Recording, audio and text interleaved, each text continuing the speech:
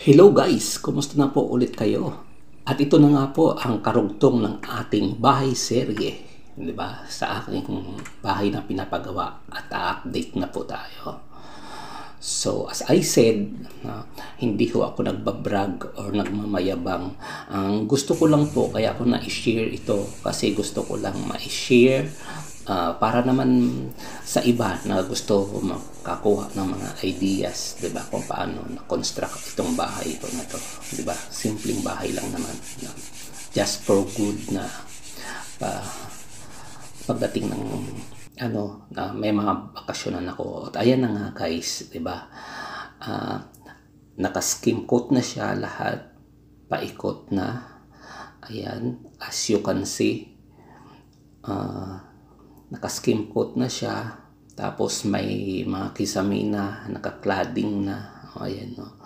Ang ganda ng pagkakawa ng video, may pahiga-higa. Ayan, sa bandang likod, ayan na fully na rin siya, bustik o na skim coat na din, o nalagyan na rin ng kisame sa labas. Okay na, 'di ba? Yung cladding na sheet na kisame, ayan. Gumanda na yung itsura niya, parang naging totoong bahay na siya kung titingnan natin, 'di ba? Ayan. So, nakaka-excite na siya. Na-excite na rin ako. At guys, ayan ang pinaka-latest niya, 'di ba? Yung naglagay na tayo ng tiles. Actually, 'di ba? Sa pagpapalagay ko ng tiles, bago po 'yung nalagyan, nag-canvas muna kami sa City Hardware. Ayan. Hello sa City Hardware, beka naman. Ang mahal ng tiles. So, ako mismo ang pumili niyan, guys. So, through video call, ayan, ako mismo pumili ng kulay. Ako mismo nag-approve kung ano yung gusto kong tiles na ilalagay. Sabi ko, gusto ko kasi simple lang.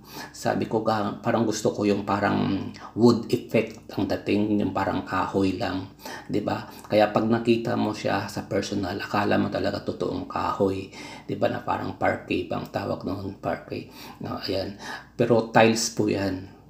Yan ang pinili ko kasi nagkagandaan ako sa itsura niya. So ayan na nga, nalagyan na nga ng tiles ang buong sala, tsaka hanggang kusina, hanggang mga kwarto. O ayan, nalagyan na siya. So, ready na siya, no? Ang ganda na tingnan, parang napakaaliwalas na, 'di ba? Kasi kita mo, ayan, patapos na, 'di ba? Na maglalagay ng tiles sa loob. Ayan. Tapos naka-skim coat na rin ang buong wall. So, hindi pa po pintura yan guys, skim coat pa lang po yan. So, ayan na, 'di ba? Sabi ko, after nyan, maglalagay na sila ng tawag nito, grout. Yan, i-grout na para okay na yung ating flooring, 'di ba?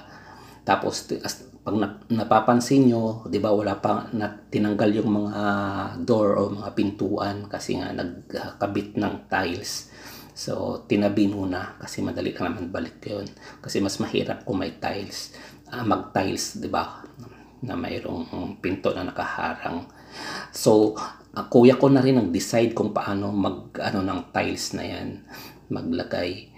So, ayan, dahil tapos na sa loob, ayan, sa terrace naman, no, ayan, pinakikita niya sa akin. Sabi niya kung paano. Sabi ko kasi, kantsahin mo kasi sayang kako yung, yung tiles. Sabi ko, kailangan ko masya kung ano yung natin kasi ang mahal ng tiles, di ba?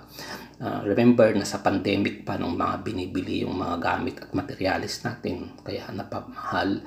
So far, ayan nga. So, natapos ng lagyan ng grout ang ating tiles. Ayan.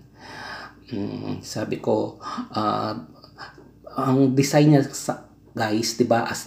Napapansin niyo, naka-zigzag siya. So, yan ang sa akin, ng kuya ko na ganyan ang ilalagay ang design.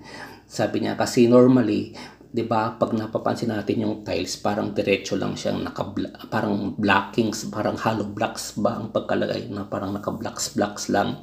So sabi niya, para maiba daw Sabi niya gawin natin ng parang nakazigzag. Sabi ko naman baka naman mas papagastos ako lalo niyan. Sabi niya same pareho lang naman yan kasi pareho lang naman ang sukat. Sabi niya para maiba naman ang design. So as you can see, ayan, meron na akong sa aking lababo, di ba? Kita nyo, meron ng cabinet. So parang bumagay din doon sa ano ng mga pintuan tsaka sa sahig. Sabi ko kasi sa kuya ko, gusto ko lang simple. Ayaw ko ng maraming arte o ano ng design ng bahay. Yung gusto ko kasi yung nakikita ko na parang napakasimple lang siya, na maaliwalas, okay na sa akin.